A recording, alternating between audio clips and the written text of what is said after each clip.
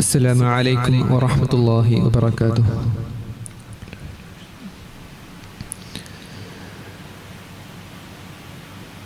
أعوذ بالله من الشيطان الرجيم. بسم الله الرحمن الرحيم.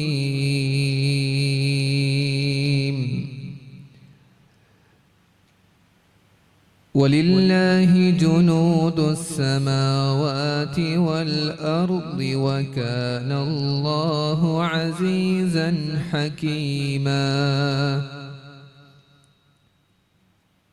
إنا أرسلناك شاهدا ومبشرا ونذيرا لتؤمنوا بالله ورسوله وتعزروه وتوقروه سبحة وأصيلا. إن الذين يبايعونك إنما يبايعون الله يد الله فوق أيديهم فمن نكث فإنما ينكث على نفسه ومن أوفى بما عاهد عليه الله ومن أوفى بما عاهد عليه الله ومن أوفى بما عاهد عليه الله فسيؤتيه أجرا عظيما. صدق الله العظيم. السلام عليكم ورحمة الله وبركاته. السلام عليكم ورحمة الله تعالى وبركاته. أعوذ بالله من الشيطان الرجيم. بسم الله الرحمن الرحيم. الحمد لله رب العالمين، الصلاة والسلام على أشرف المخلوقين وعلى آله وصحبه أجمعين. أما بعد. Most respected dignitaries, honored of the dais, honorable guests, my beloved fellow researchers, faculty members, very warm good morning to one and all. As we are gathered in an auspicious occasion, the 2-day International Fiqh Conference, which is being organized by the Department of Sharia at Wafi Campus, Kalikau. And the main theme of this conference is Islamic finance principles, strengths and opportunities for India's ethical growth. So by these 2 days, we will be carrying on different sessions and topics which is relevant in Indian context and its Sharia permissibilities and ways. So friends, to be the first session, the inaugural session, a session which will lay the foundations, raise questions to the further debates and opens pathways to deeper deliberations, scholarly deliberations to the subsequent sessions. In this first session, we will be handling on the stipulated topic which is relevant specifically in an Indian context, the Thaqaful framework in India, identifying opportunities for Sharia compliant risks and risk management. So first of all, I feel immense pleasure and honor to welcome all of you present here to this 2-day International Fiqh Conference and thanking you for participating in this auspicious occasion. So for the sake of knowledge, we should know what is Thaqaful and what's the difference between the insurance and Thaqaful. Basically, Thaqaful means an Islamic way of insurance. The concept of insurance in Islam or Islamic way of insurance only come into discourse only after the evolution of Thaqaful frameworks and Thaqaful ideas. We could see in the classical texts scholarly references like Ibn al-Abidin and Rifa' al-Tahtawi that their text reveals that the manners of mutual risk management and mutual guarantee, but not in an Islamic systematic framework. The discussions of thakaful and its permissibility only discussions of insurance in Islam, the concept of insurance in Islam, only intensified after the evolution of thakaful frameworks. With the emergence of insurance companies in the Muslim societies by late 90th century, the talk about the insurance and its permissibilities and about the thakaful and all intensified in the scholarly grounds. Firstly, if we analyze those legal opinions and jurist opinions, we could analyze that many of the scholars attempted this concept of insurance from an indirect perspective and not fully engaged on the topics which came into current debates, such as riba, which is interest, likewise gharar, which is the concept of uncertainty, likewise as well as maisir, also gambling, the things which are prohibited from the perspective of Islamic transactional perspective. So from there, the time goes on by. As a result, at early 90th centuries and by the first time of the 20th century, majority of the scholars rejected the principle of insurance, even without giving a viable alternative for insurances. And from there, the time goes on.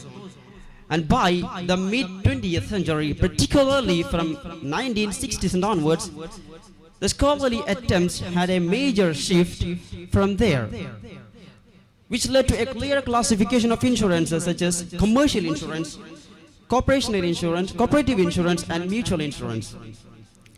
Among that, the commercial insurance was being rejected by majority of the scholars on Sharia grounds, and this cooperative insurance and mutual insurance got acceptance in the Sharia grounds.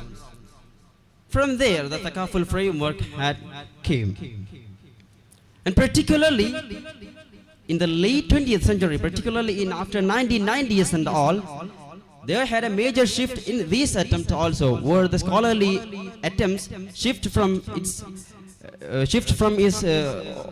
theories to practical and operational issues, which led to the clearer addressing of issues such as surplus and deficit management, which is resulting from the insurance policies and all, and the ethical investment and such as majority of the issues relating to insurance and so on. So we have this time so many questions in our mind. What is insurance, and what is the difference between insurance and thakaful policies? What is its scope in India, in a diverse country like India? What will be its legal implications in a country like India if we try to imply in this country that? So for that, being the first session, we have with us the right person with us to talk in this topic, a person who is being a pioneering scholar of Indian Islamic finance. Likewise, he is a consultant of, he served as a consultant for the recognized stock exchanges, namely National Stock Exchange and Bombay Stock Exchange, as well as Tata Asset Management and Taurus Asset Management, and etc., even for the government of Kerala also. It's none other than Dr. Shadiq Nizar. I feel immense prestige to especially welcome him to this session. So without much prolongingness, I would like to welcome to the stage to talk with you on this topic with a broader perspective, Dr. Shadiq Nizar, ex-visiting fellow at Harvard Law School and an adjunct lecturer at the University of Luxembourg. Sir, please.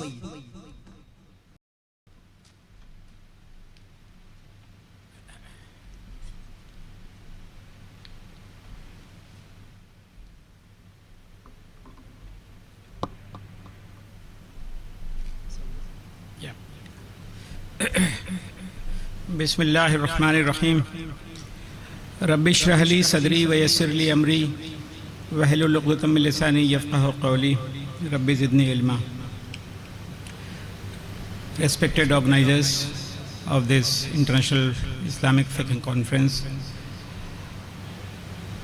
office bearers and patrons of Wafi campus, Mr. Abdul Raqib Sahab, my dear friend and elder, and Saif Sahab, and students. Assalamu alaikum wa rahmatullahi wa barakatuh. First of all, I am very grateful to the Camp Wafi institution for inviting us all the way from Mumbai, Chennai, Bangalore, etc. for the benefit of all of us to promote understanding of Islamic finance, to understand characteristics of India's financial sector, and to also understand the challenges posed for better inclusion and Sharia compliance as far as our heart is concerned. This is an important responsibility, and I am happy to be a part of this whole initiative. The topic given to me is quite vast.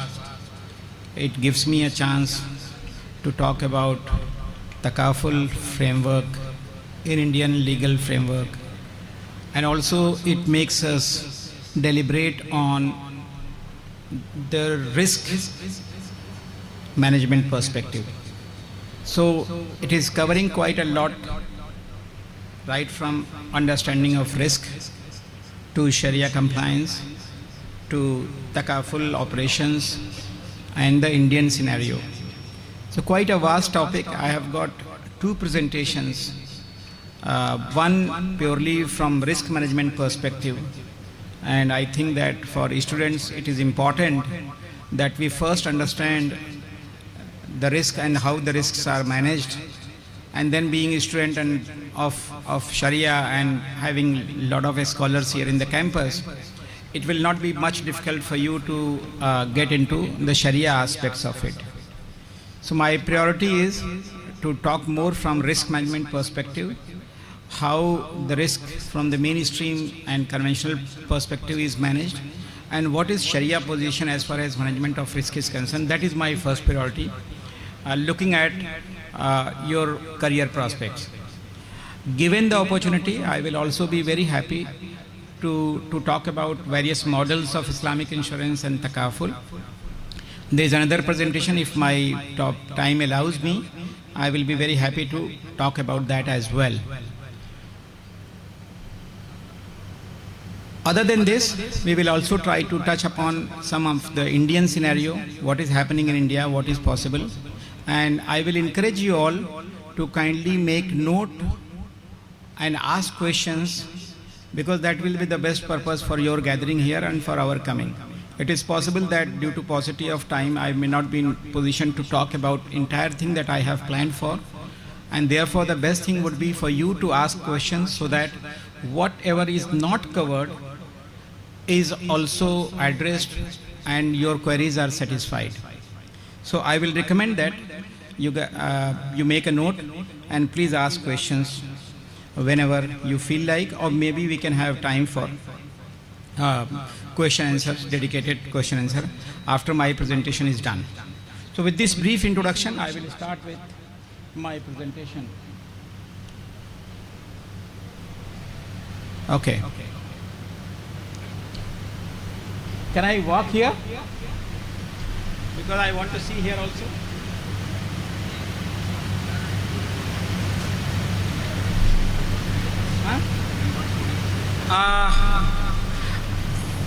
I'm happy walking and then talking, but it's not working.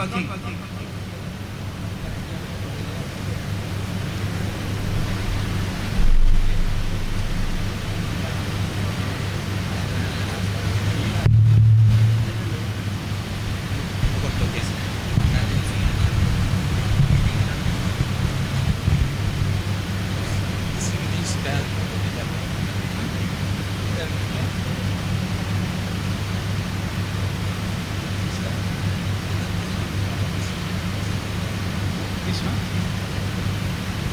Okay. That is, I have better view of this. Now,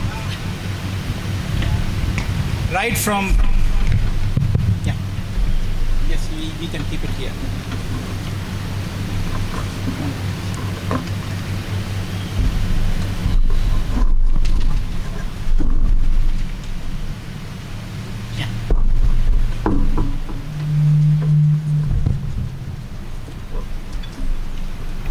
right from morning till evening we face risk, different kinds of risk. Even when we are sleeping, we face risk.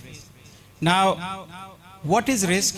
How it is different from uncertainty, and how it is related to the management, and how it is linked to the insurance. That is the point I'll try to cover here. Now, see the difference between these four words,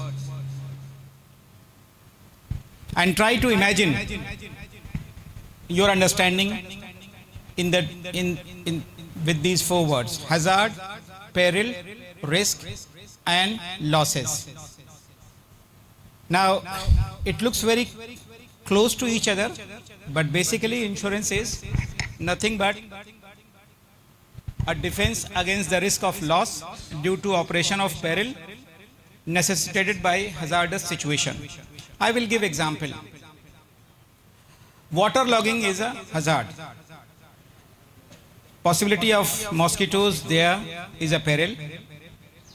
Malaria is a risk, and hospitalization is a loss. Now, when you imagine this situation, then we are in position to understand what is the difference between uncertainty and risk. Risk is something uncertain event, not uncertainty. We know it is going to happen, but we do not know when it is going to happen and to whom it is going to happen. That is the difference. Right? For example, in Mumbai, roughly about 6.7 million people travel every day to work in Mumbai. Now, on an average, we see 4 people dying due to fall from trains. On an average, 4 people die every day by falling from train. On an average, we can say that every month there are 120 people dying due to accident in railways, as far as average is concerned. But who will fall, who will die, that is not known to us. But 4 number is known to us. Now, if all the travelers were to contribute a fund to help those who will fall, it could be the same person who is contributing, or it could be other person, but that is the kind of scenario where we are trying to place the risk as far as our current topic is concerned. Now, take the example of these 2 friends, A and B, and I'm coming to how do we try to manage or calculate probabilities of risk. So there are 2 friends, A and B. There are 4 situations. Both could be healthy, both could be sick. A could be healthy, B could be sick, and B could be healthy, and A could be sick. So there are 4 possibilities, and therefore 25% probabilities of each situation is there. That is how we try to understand the possibilities of risk getting materialized and the cost of it. Moving very quickly. Now, 3 situations: sickness, accident, and death. Now, all these greens are those which we do not know actually. So, when the sickness will happen, no idea. Will it happen? That also is no idea. What will be the financial consequence of this? That also is no idea. We know that death will happen, but when death will happen, we have no idea. And similarly, we know that accident might happen, but what will be the cost of accident? We have no idea. So those are the situations around which we try to understand risk. Now, very quickly moving to types of risk. Some risks are known as idiosyncratic. A small number of people are affected by it. Some risks are known as catastrophic. A large number of people are affected by it. And then we have covariant risk, which also affects large number of people, but the cost of such risk is smaller. Now, if you look at idiosyncratic risk, that is basically the subject matter of insurance. When catastrophic risk happen, society has to depend on government and state for support. When covariant risk happen like pandemic, society has to depend on government support, etc. But it is idiosyncratic risk that is very much in the domain of risk management techniques. And then risk could be minor or major. Minor risk can happen more number of time, but unit cost of such risk is smaller. Major risk can happen less number of time, but it is more expensive risk, and that is why we in terms of hospitalization, we look at higher cost for major risk. Moving further, these are the sources of risk. Risk can come from natural risk like flood and drought. It could be health risk, illness or epidemic. It could be life cycle related risk, birth, death, and lifestyle related other things, old age. It could be social risk, crime and war. It could be economic risks, unemployment, financial crisis, political risk. It could be political situation going worse, like in many countries in neighboring areas we are seeing. Or it could also be environmental risk, like pollutions, etc., that we see every day about Delhi. So these are the types of risk or sources of risk actually. Now what is important here to understand is something called pure risk and something called speculative risk. When you make investment in the stock market, that is known as speculative risk. You are making investment. Now the outcome of that investment could be you earn profit, you may incur losses, or your investment may remain same. So you have three possibilities. You may gain, you may lose, you may have unchanged situation. That is known as a speculative risk. What is pure risk? Pure risk is another kind of risk where your situation can go from where it is to worse, or it may remain same. You do not earn profit, it can go bad, or it is remain same. For example, you can lose health or you can be healthy. You can lose some factory items, or it may not be. Insurance is always a matter of pure risk. Insurance will never cover speculative risk. That is one we need to understand. So insurance can only come to help you protect to the level you are from the further losses. That is what the subject matter of insurance is. Pure risk, not speculative risk. For example, you cannot buy risk for investments. You can invest in certain stocks and buy risk, buy insurance that my losses should be covered. That is not possible. But you can certainly look for health insurance. That is possible. So please keep this in mind, pure risk versus speculative risk. Now, the consequences of risk. It could be monetary loss, it could be bodily loss, or it could be even death. These are when somebody is faced with risk. For example, somebody met with an accident. It is just a minor injury, and you are required just to spend some amount of money to get treated. It could be little serious injury and some part of body is damaged, or it could be very severe that can lead to death of the person involved in the accident. These all possibilities are there. Now what happens? How to manage risk? This is the question. Now there are different types of strategies to manage risk.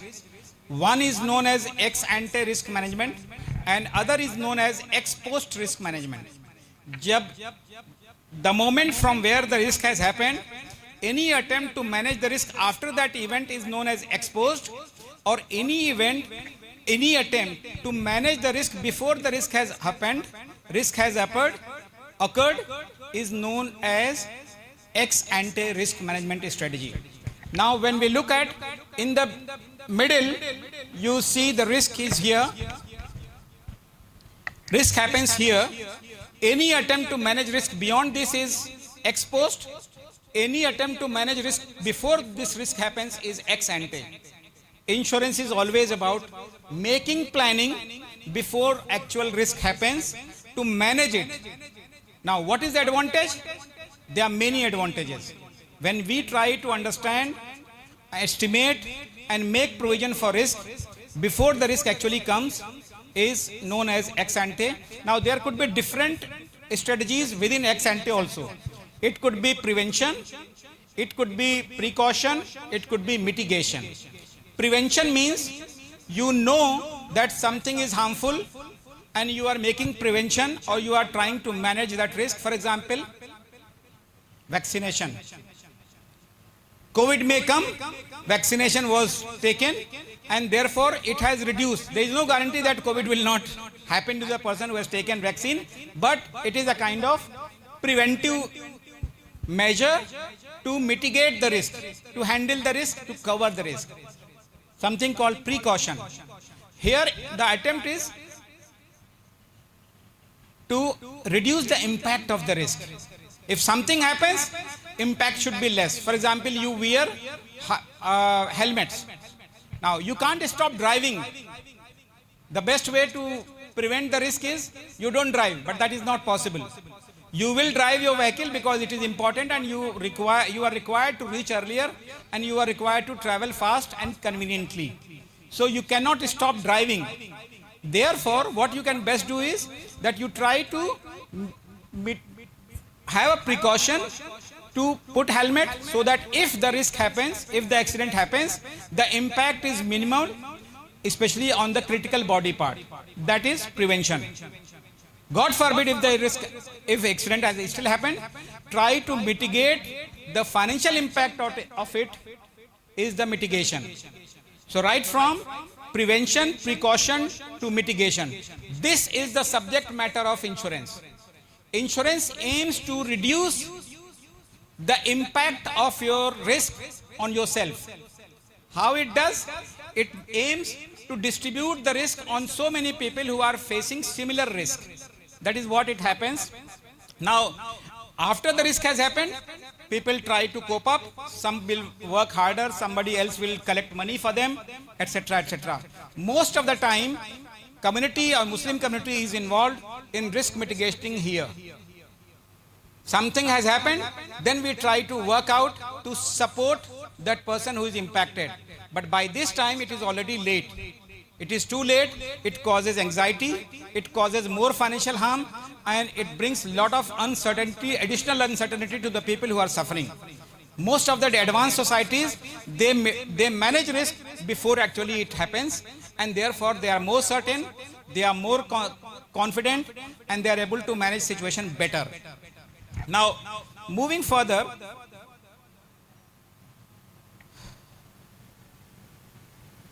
now, this I have already explained.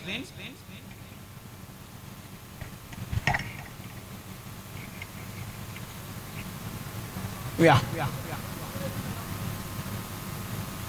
Now, this financial risk management can happen at individual level. If you are rich enough, you can afford. If your family is good enough, big enough, they can support. But there are many risks in today's time that cannot be mitigated at individual level or at family level. There is a big and large group of support is required. And that is where the insurance comes into picture. A large number of public, a large number of people joining together to help each other in circumstances they all are possible to find themselves in. That is a community insurance which is required. Now, how it works? And now I am moving to conventional insurance, and then we will come to Takaful and Sharia compliance aspect of it. So basically what happens, insurance, the normal one, the conventional one, or the commercial one that we call, is like a contract where a person and the company are there. A person is paying some amount known as premium to the company, and in lieu of that amount paid, which is premium, company guarantees to indemnify the person for certain risk which is mentioned in the contract. That is how the normal insurance works. So a person who is insured will pay money, and the company which is insurer will take that money, and if something happens which is already identified in the contract, then the company will indemnify, pay back the person who is impacted.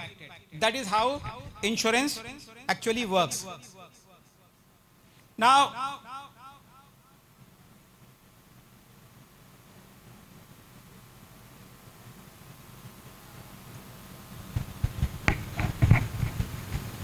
So what happens?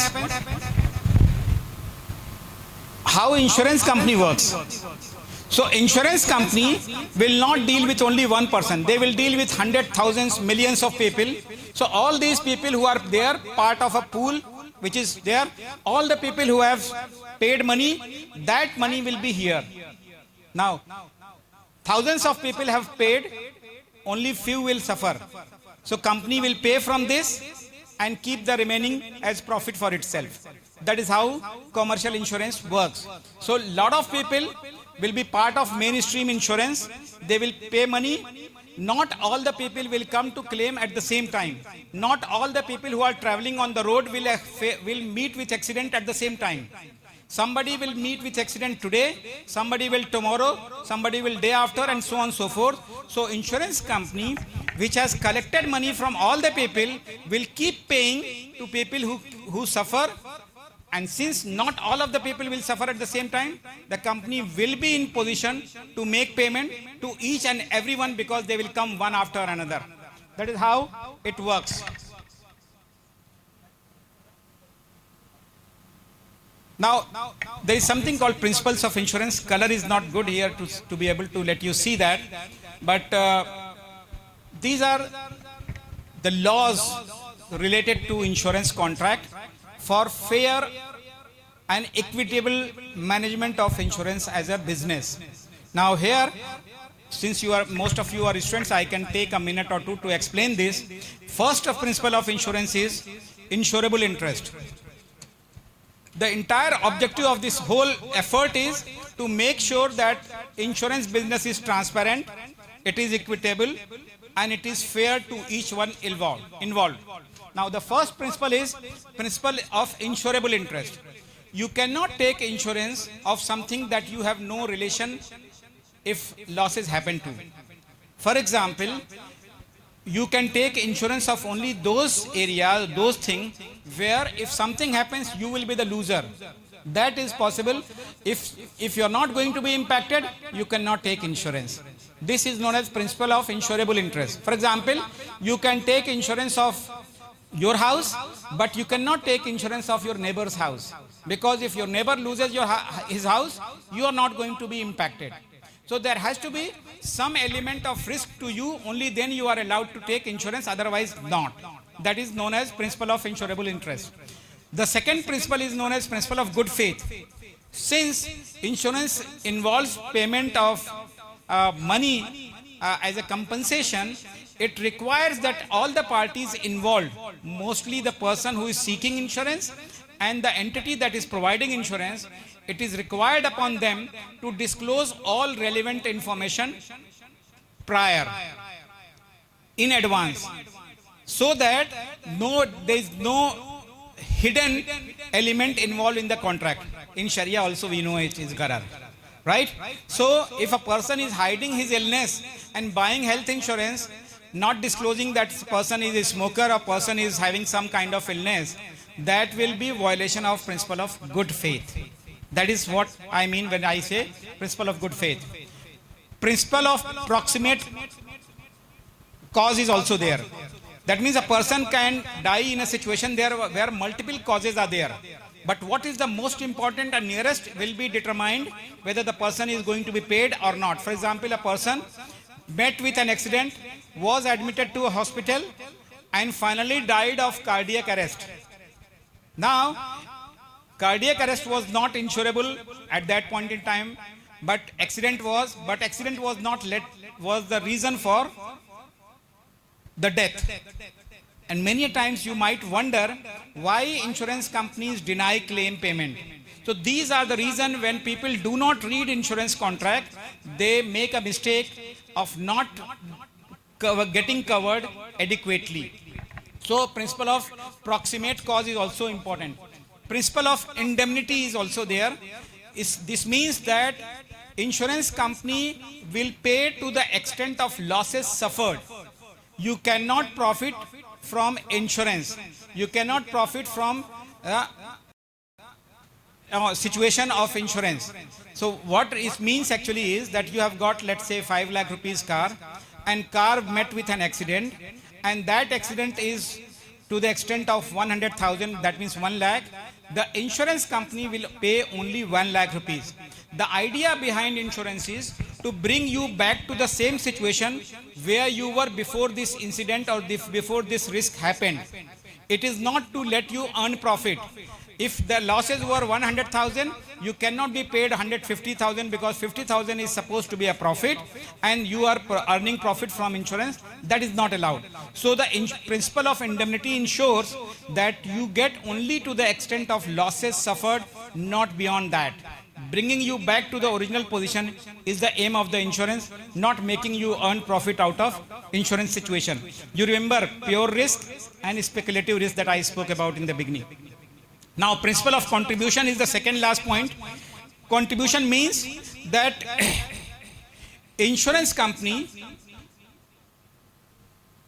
if somebody has bought 5 insurance policies, all will pay to the extent of losses suffered.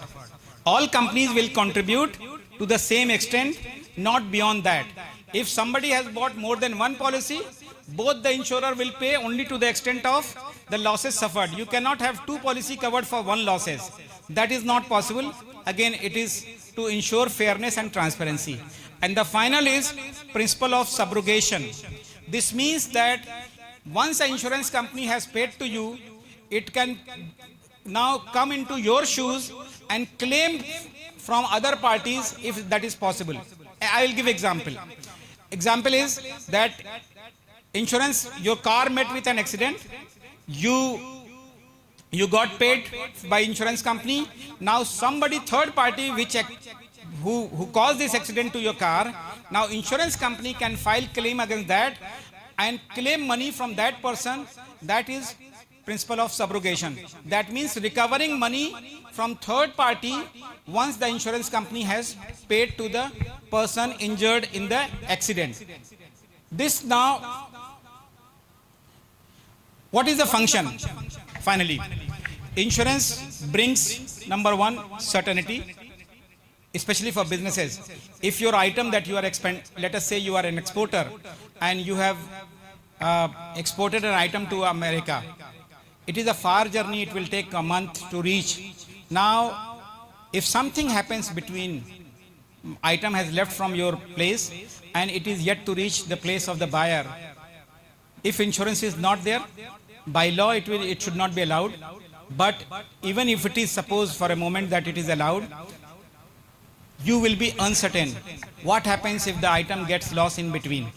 So insurance in such a situation brings lot of certainty that you have done your best and item will reach. If the item doesn't reach, you are still going to get your money because the item has left your place and you are not responsible for anything happening after the item has been sent by you.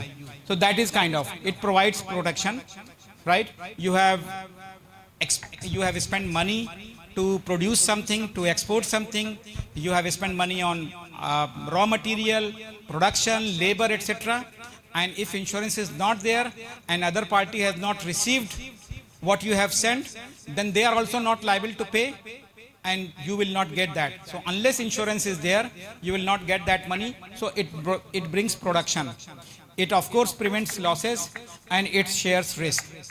Now coming to characteristics, here I will try to move very quickly from what we have discussed so far with takaful and Islamic concept of insurance. So there are 2 ways this risk management can happen. One is that transfer of risk and another is sharing of risk. There are 2 ways, and when we look at insurance, basically the transfer of risk or trading of risk is known as commercial insurance and sharing of risk is known as mutual insurance. These are 2 different ways of risk management. One, I sell my risk to you, I am free. If something happens, it is your problem, not my problem. That is one way. Another way of is that I share my risk with a lot of other people, so we all share the risk together rather than trading in the risk or selling the risk. From Islamic point of view, trading of risk is known as gharar and that is disallowed. And Islamic point of view, sharing of risk is is recommended. Ta'awanu alal birri wat taqwa. And there are many other verses also where sharing of risk is recommended and it is rewarded actually. So the Islamic concept of insurance is more like a mutual, and normal insurance concept is more like a commercial insurance. People are trading in risk for the sake of earning profit. That is one way. And people are sharing risk to mitigate the risk and to lessen the burden on each one. For example, if I have a burden of 100 kg on my head, one option is I put it on your head, I am free now. But the 100 kg burden is on you now actually. Or another way is that there are 100 people, they all are sharing, and we all have 1 kg average burden on each one of us. So there is a shifting and trading of risk, and there is something called trading of risk. And sharing of risk is known as mutual insurance. Now very quickly I'll give you a detail of this, and then we will try to see what is the global situation as far as commercial risk and mutual risk are concerned. So in commercial risk, it is a profit-centered approach. People who are offering commercial insurance, they come with the purpose of earning profit out of your risk situation. That is one. Commercial, it is a need-centered approach. People join together to support each other. So there is a huge difference between the approach of risk management from commercial angle to mutual angle. That is one. And insured person in commercial insurance is a consumer. In mutual insurance, it is a policy holder or insurer and insured both. I'll very quickly move. This presentation, you can keep it for your study so that I can go to other topics also that is required. Now, we have heard of commercial insurance in our country. There is only one option at the moment, which is known as commercial insurance in India. But globally, mutual insurance situation is like this. Across the country, especially those developed world, mutual insurance is not, mutual insurance actually is common. And this is roughly about 1.4 trillion. These all statistics are there. I do not want to consume time on this. But global scenario of mutual risk management is like this. Some of the top countries, Nordic countries, North America, etc., have more mutual insurance than commercial insurance. Now, this is the global scenario. Right? These are developed world. These are more having mutual insurance. This is least developed world, Africa, no mutual insurance. No mutual insurance. Because somebody is trying to earn profit out of your situation of risk is a kind of excess fee charged on your risk management. That is the reason. So smarter countries, educated countries, developed countries, they know, and therefore they go more in favor of mutual insurance and less in favor of commercial insurance. This is the global map of mutual insurance across the globe. Now, coming to India, and before that, if you guys are interested, we can have discussion on Sharia aspects, or shall we postpone Sharia aspect little later? Sorry? Right now. Now,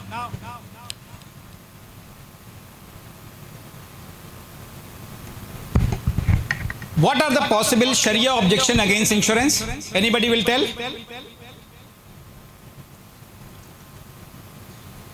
From Sharia point of view, what is there any problem? Sorry? Uncertainty.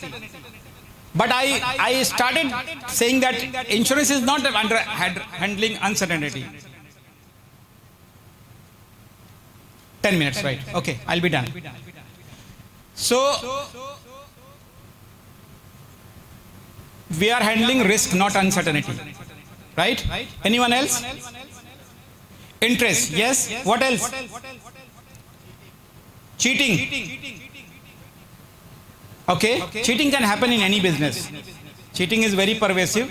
You always have to have a separate policy for how to stop cheating. Okay, cheating can happen in Mudaraba. Mudaraba cannot be disallowed because Mudarib is cheating. Right? So cheating is a universal character and there has to be. Anyway, from Sharia point of view, in Muamalat we all know that everything is allowed except what is prohibited. Are you clear in that? There is a general permission as far as Muamalat is concerned, right? Things are generally allowed except what is not allowed. In Ibadat, the principle is reversed. Things are generally not allowed except what is allowed, right? So in worldly matters, there is a general permission. In Ibadat, there is a general prohibition. Do you know this aspect of Sharia? Clear? Okay. So insurance fall in which category? Muamalat or Ibadat? Muamalat, right? Good. So in Muamalat, what we have to see, if there is anything that is prohibited from Sharia point of view, right? And now we see what is prohibited. It is riba prohibited, gharar prohibited, maisir prohibited, causing harm to prohibited, right? And there is a Quranic verse called La ta'akulu amwalakum bainakum bil batil, right? So we have to see if the insurance is having these kind of elements, then we have to avoid it, right? Anybody is thinking that insurance itself is disallowed in Sharia because it is violation of taqdeer? No, mashallah, thank you, we have moved up. We have moved up, right? People say that insurance, you cannot buy life insurance because Allah Ta'ala wants you to die and you are wanting not to die. I have not met a person who has not died because of buying insurance. I am yet to see that person. So thank you that you guys have come up beyond that level, mashallah. So riba is there because insurance companies collect money and invest money in riba based activities, right? Riba is not actually there in the sense of unequal transaction. There are many people who think that it is unequal transaction. Insurance is always by nature unequal transaction. We all are contributing with a promise that anybody who suffers will be supported. Now people cannot suffer only to the extent of they have contributed. It is not possible that I have contributed 100 rupees and I will only get 100. Then why should I be part of the pool? I better keep that money at my place. Okay? So insurance is not a kind of contract where you can get only up to what you have contributed. It becomes a saving product. It is no longer insurance product. So insurance is only when everybody contributes with the hope that anybody who suffers will be supported. It's just like we have a box here. Anybody suffers here will be supported from that. Okay? They may get more than what they have contributed. So it is not riba in the sense of unequal exchange of money. Riba is because of the investment of that money into riba earning asset. That is riba. Second, you have uncertainty, right? You said uncertainty. That is gharar basically. Let us call it gharar. So now in commercial insurance, the real Sharia issue is trading in risk. I am buying your risk. I am accumulating all the risk, then selling my risk to reinsurer. Reinsurer is selling to someone else and someone else is selling and you all are buying actually. So we end up buying a risk that we wanted to get rid of in the first phase, right? So gharar in insurance, normal insurance is more about trading in risk. Khatarat ki tijarat. Trading of risk is gharar. Now maisir, if you look at very quickly, maisir is where? Maisir is when you look at insurance company and you. Now where insurance company earns profit? It earns profit from the same pool that it has collected money to help people. Now if the company gives more money, it has got less money for itself. That is why insurance company always try to deny the claim. And many a times people also are smart. They try to increase the claim or embellish the claim. It is a game both sides. Now when you have a game with your trader, it is not trading, it is gambling. In exchange, in real exchange, both the parties are satisfied with transaction. In gambling, only one party is satisfied. You win, I lose, you win. That is a commercial insurance. Now, so riba, gharar, maisir, all three are there in commercial insurance. Now, how mutual insurance is able to resolve this problem? Mutual insurance plus Sharia compliant insurance investment is nothing but takaful. So, mutuality, for example, nizam-e aqila, ma'aqil, right? In Prophet ﷺ time, people hardly have any risk beyond their capacity. Right? They will have their own house, they will build their own house, they will earn something. The only time they will have risk beyond their capacity is when they have accidentally killed someone, harmed someone, and somebody has got made prisoner in war. That time the demand for money is too much and one person cannot pay it. One thing Prophet ﷺ did after reaching Medina was he developed the Nizam of Aqila, which is known as Mahaqil, where a person, a prisoner who is taken a prisoner of war can be released by making compensation or collecting money from everyone. This is collective insurance, right? People collecting to help one of their brothers, Aqila. Similarly, Hazrat Umar's period, there was different kinds of things. So throughout Islamic history, there has been a kind of mutual insurance available. People benefited from it. But later on, when mainstream insurance companies came, especially during colonial period, then Islamic scholars started having opinion about this, and only during a very late period, 1950s and onwards, they started to realize that mainstream insurance companies are having problem from Sharia point of view in terms of riba, gharar and masir, and thereafter scholars started developing model known as Mudaraba model, Wakala model, and Waqaf model, and sometime a hybrid of Wakala and Waqaf model, or Wakala and Mudaraba model, to offer insurance product. So this is about my topic. I am open to questions if you have, and then I'll be done. Thank you very much for your patience, and I hope that I could do justice to your expectation. Thank you very much. Thank you, sir, for your wonderful insight and depth-provoking addresses. We truly appreciate your depth and clarity to the important topic. And now it is time for the audience to ask the questions. The questions should be related to the topic itself.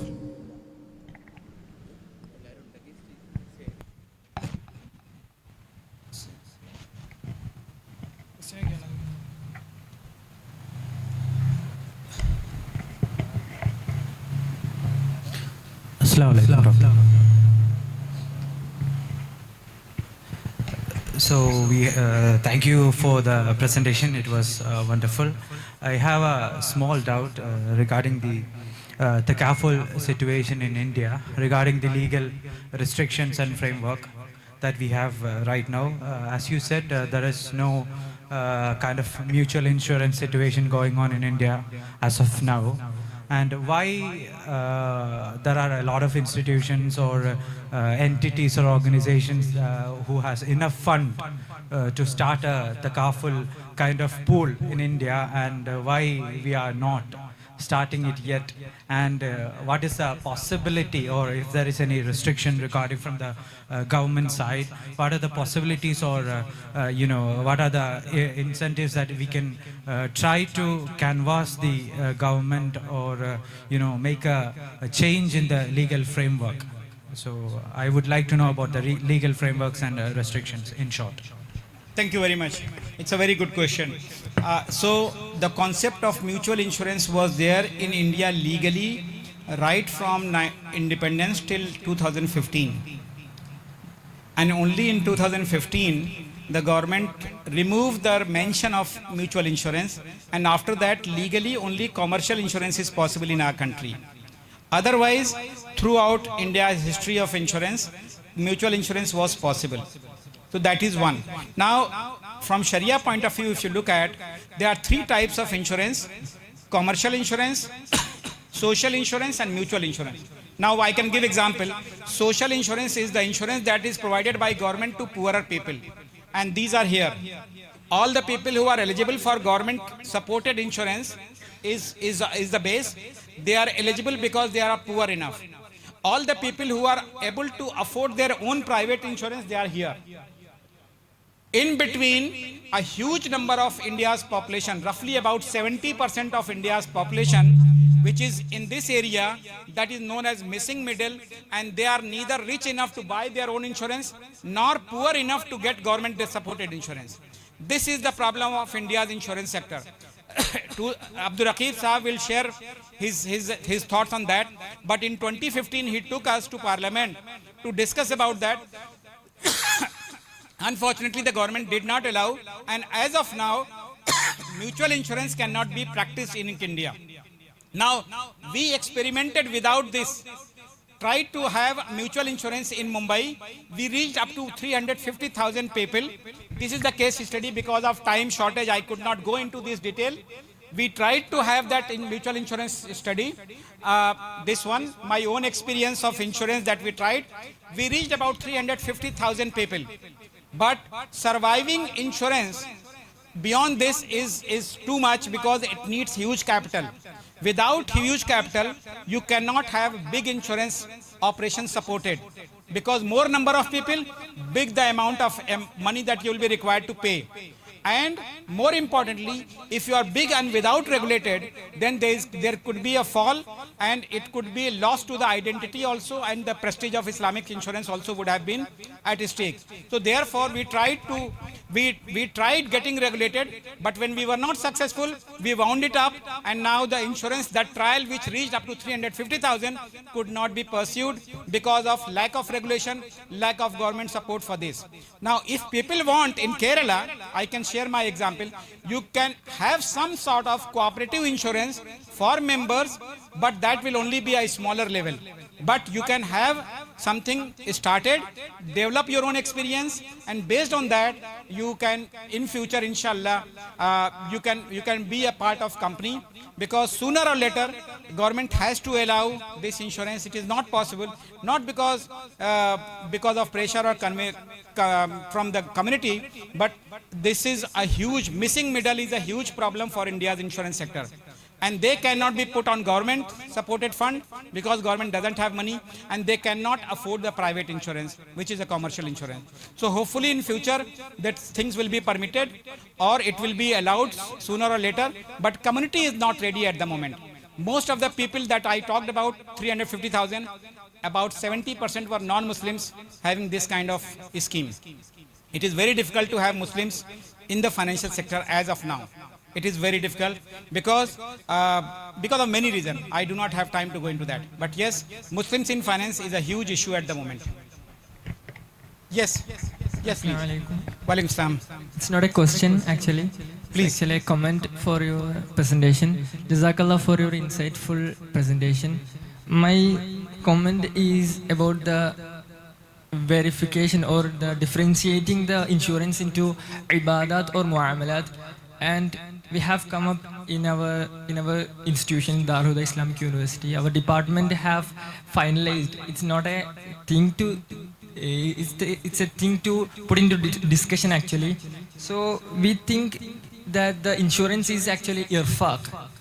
It's not a muamalat. So we don't have to be talking about the riba or maisar. In Islamic perspective, in Islamic societies, it's actually irfaq, to help others. So there shouldn't be a discussion of riba or gharar or maisar. So I think the insurance is very good to start in Kerala actually. Thank you very much. Your scholars and teachers are here. So what happens?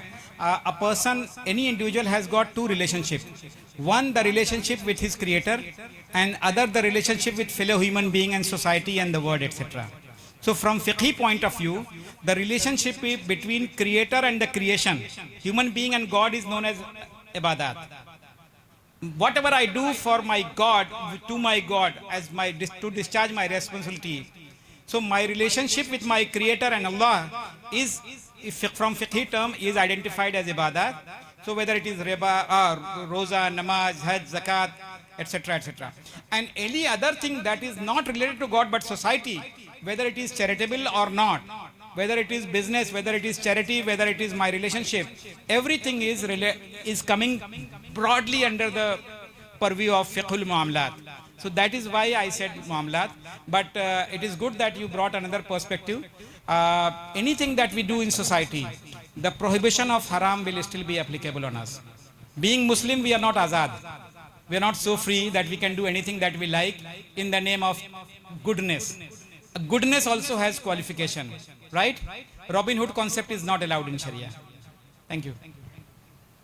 Anyone?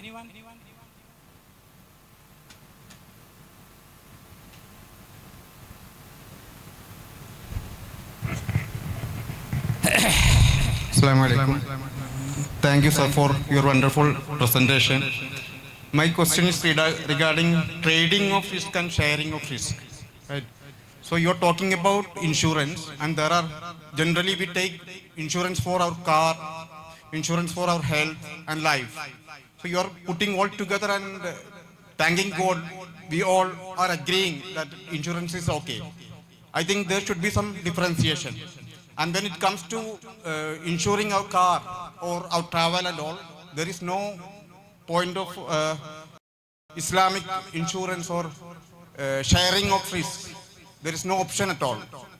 So what we can do there? Okay, so I can talk about operational aspect. I'm not a mufti, so opinion is not my cup of tea. There are scholars who can tell. But when we say sharing and trading of risk, basically, see, in a country where insurance is compulsory, scholars say that you do not have an option. So either you follow law of the land or you leave the land, right, from Sharia point of view. But in democratic setup, we can always talk to the government what is required. Now, when you look at insurance company that is giving you car insurance, what it does actually, it buys the risk of your car, it accumulates the risk of all the cars, and then it sells its own risk to reinsurer, and then reinsurer sells it to retro. That is how the risk trading happen. Now, if all the people in the world are selling their risk, who in the world is buying the risk? Nobody is coming from moon to buy the risk. It is actually somebody else is buying the risk. So from Sharia point of view, shifting of risk by allowing premium is actually supporting rich class and penalizing poorer class, because only rich class can buy that. When the society itself is insuring itself, that is protecting everyone.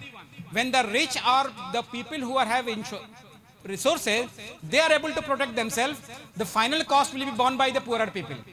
So because of this, conceptually, commercial insurance is actually shifting of risk from one class which it can afford to another class which is not knowing that final burden is going to go on them. For example, when 2008 crisis happened, many insurance companies are limited liability company. So if the risk goes beyond that, their shareholder will raise their hand saying that, no, we are not responsible. Now, there are two situations. Shareholders are out. The company has got policy holders who need to be supported. If the company is allowed to go bankrupt, then the people who paid for insurance, they are not going to be supported. And if the government tries to support them, then government has to bring money. Now, government is bringing money from taxpayers. Right? So when the time was good, all the shareholders earned profit. When the time is bad, they are out because limited liability concept is there, leaving the customer in lurch. So this kind of situation, when the time is good, profit is mine. When the time is bad, cost is yours. That model is, from Sharia point of view, is unjustified, unfair. You are partners in responsibilities. From Sharia point of view, you are partners in responsibility, you are partners in risk, then only you are partners in profit. If you do not make effort, do not take responsibility, do not share risk, then you are not eligible to share the profit. Profit condition comes with responsibility. Al-ghunm bil ghurm, right? That is a condition. So that is where I wanted to highlight. Unfortunately, insurance is such a serious topic that 1 hour is not enough, right? I had to stop my presentation here. You will still see half a dozen slides that is not covered, right? But because my friends gave me a notice, so I had to stop it here. Okay. So many things I could not cover.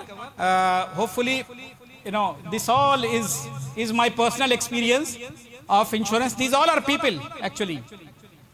And this, yes, it's me. I have gone to research personally to see in the slums to see how this insurance has worked for such people. Right? We were running an insurance scheme for 200 rupees per person per year. For a family of 4, it was started with 800 rupees per year. Later on, it became 1,000 rupees per year. And we were able to support that for up to 350,000 people. Unfortunately, we thought that growing further up will bring losses, and therefore we stopped it. Okay? So thank you very much, everyone. Thank you. Assalamu alaikum.